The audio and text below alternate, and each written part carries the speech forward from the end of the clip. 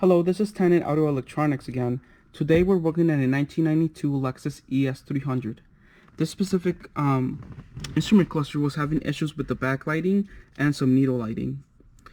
We do offer repairs for the gauges. The most common gauges are the mile per hour and RPM, which sometimes read incorrectly or do not move at all.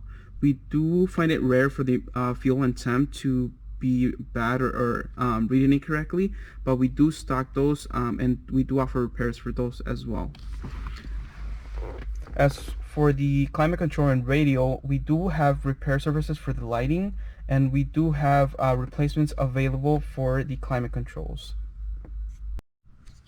The tools you will need is just a Phillips screwdriver and then some trim removal tools. You can use a flathead, but these are more easy on the trim panel so they don't get damaged or anything like that.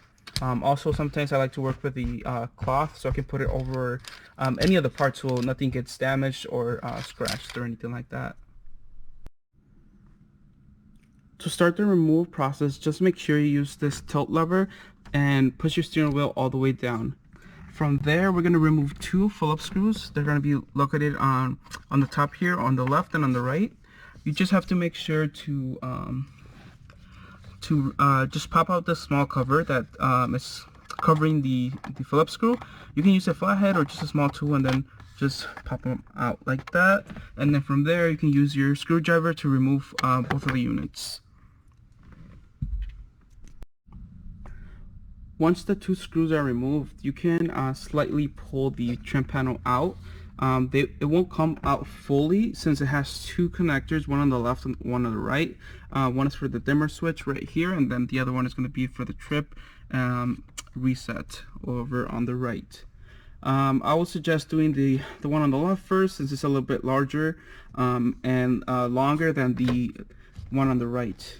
This one I already loosened it up a little bit, but it just has a tab that you push down and then you pull it out. Once you remove this one, you have a little bit more room to work on the right. So that's as much as it will come out. And then it does have a connector. Let me try to get a good angle here.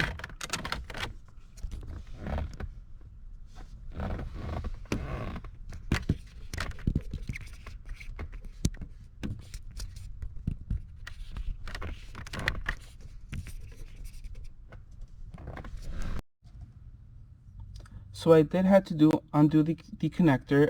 It is really short, but you're gonna have to use some sort of tool, either a really small flathead or a tool like this one, and then you're going to have to basically push on the small tab that's holding it in place. Let me see if I can get a closer look. So right here, it's going to be on the right side of the connector. If you take a look at the other end, it basically just clips onto that part of the connector right here. So when you have that gap here and it's still in the connector, you basically want to insert like a flathead and then just push it out or undo it from here, and then kind of like pull it out or push it out, and it should come off once that's done. Once both of the connectors are undone, you can just slide the trim panel towards the right. And then from here, you're almost done. All you need to do is remove 4 Phillips screws that's on each side of the cluster. Here, up there, there, and then there. Mine are already removed, and after that, you're just going to need to undo the connectors in the back of the instrument cluster, which you can do by just inserting your hand through the top. It kind of like pulling it out a little bit, and then you can just undo the clips in the back. There's 3 connectors. Once that's done, you can pull out the connector to the side. So here I have the instrument cluster removed.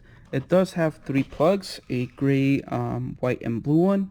And here I'll show you the connectors. There's 3 of them. Each one has a small lever that you can press and then just pull out. Then all of them have the same mechanism to remove. each one. And then once the instrument cluster is removed, you can ship it to us.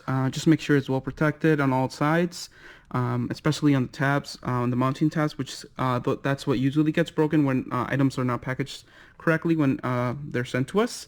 And then just a reminder, we fixed 1992 to 1996 Lexus ES300s. We fixed failed backlighting, needle lighting, and then any gauges that you may have noticed that are not reading correctly or not moving at all. Thanks for watching.